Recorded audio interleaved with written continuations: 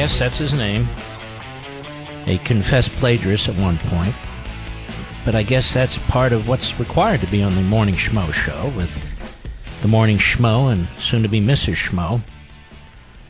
On Obama's South Africa speech yesterday, we played parts of that last night. I will not punish you. Well, I may punish you with some of it a little bit later, but I won't play what I've already played, which I played yesterday. But I want you to listen to this, and this is not considered controversial. First, there's Willie Geist, then Barnicle. Cut 15, go. From South Africa to Europe, the world was presented with two very different visions of American presidents over the last several days. Mike, just your first impressions as you watched that 1-minute clip or so of the president yesterday speaking around the 100th birthday celebration. By the way, the president, he's talking about Obama, who is not the president. But that's how they think. Go ahead. Mandela and the president making his way across Europe last week. Can we rewrite the Constitution and have another president take over right now? Hear that? Hear that? Slurring a speech, but still, you could understand it. Rewrite the Constitution and have another president take over right now. That's just a throwaway line. Nobody cares. He'll be back tomorrow and the next day and the next day, lobbing mud balls. Because that's what barnacles do. Rewrite the Constitution and have another president take over right away. But that's not treason. No. Go ahead. The distortion in daily life in American politics is beyond the realm, and thankfully former President Obama pointed out a couple of the realities that we all live under right now. Don't you think they would love it if Obama had actually been a dictator in this country? I tell you, they would. They would have had no problem with it whatsoever. Third term, fourth term, what the hell? Just like FDR.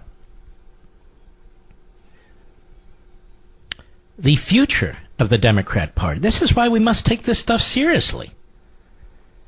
Alexandria Ocasio-Cortez, who has now demonstrated for the whole world, but we knew it already, that she's a moron.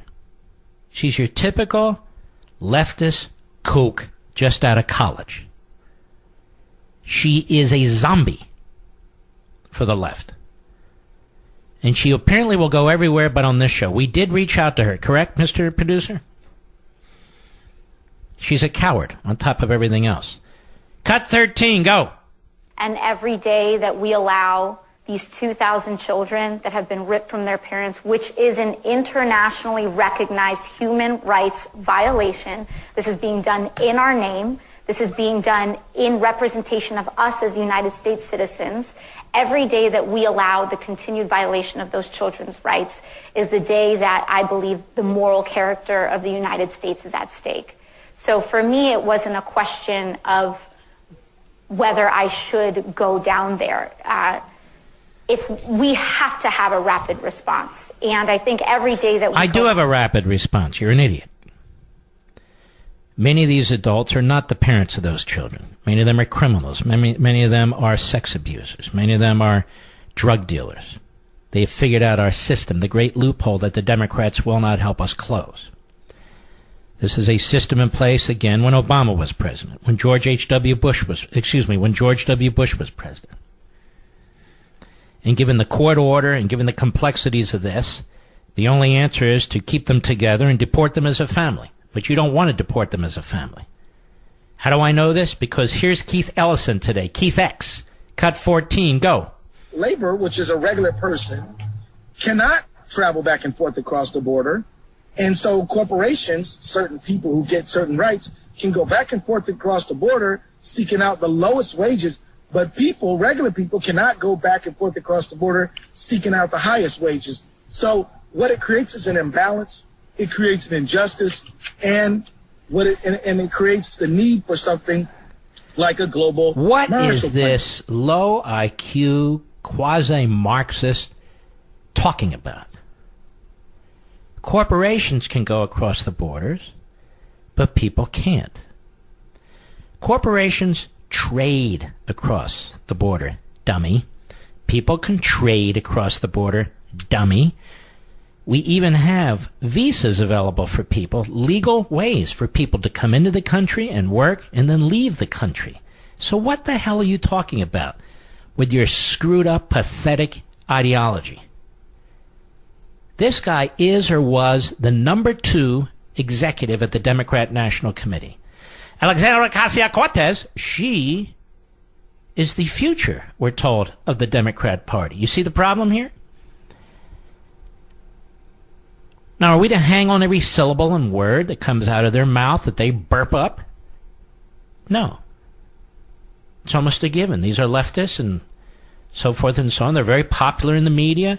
Nothing wrong with them. Mr. Barnicle, who is one, of course, he won't have a problem with any of this. And there's all kinds of nuts on that side. Maxine Waters is a nut. I mean, you can go on and on and on. But the biggest nuts are the ones that dress well and speak well, and their cadence is very nice, and they talk in what seems like very rational terms as they advance their lunatic causes. Like Obama has now latched on to universal basic income. Now, our debt is exploding. They want free college. They want free health care. They want free housing. They want free food. And now, a basic income. Here's Obama in Johannesburg, South Africa. Cut 16, go. And the pace of change is going to require us to do more fundamental reimagining of our social and political arrangements. Now listen to that phrase. More fundamental reimagining. Reimagining.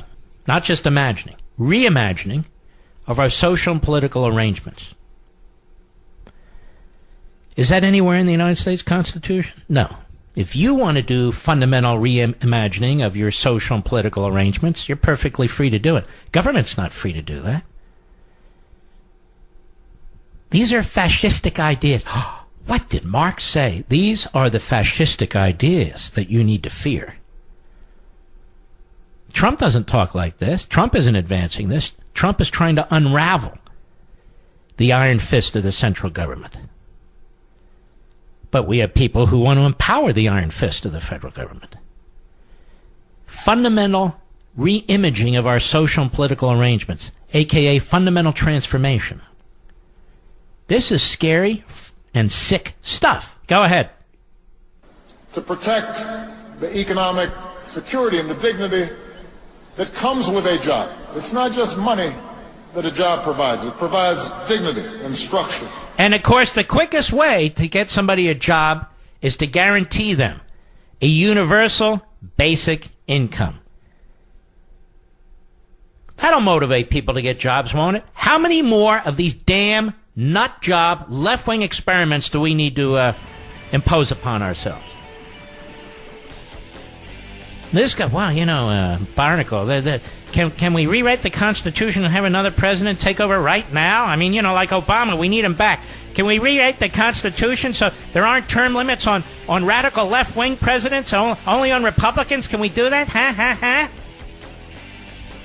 These are the people who are dangerous. I'll be right back.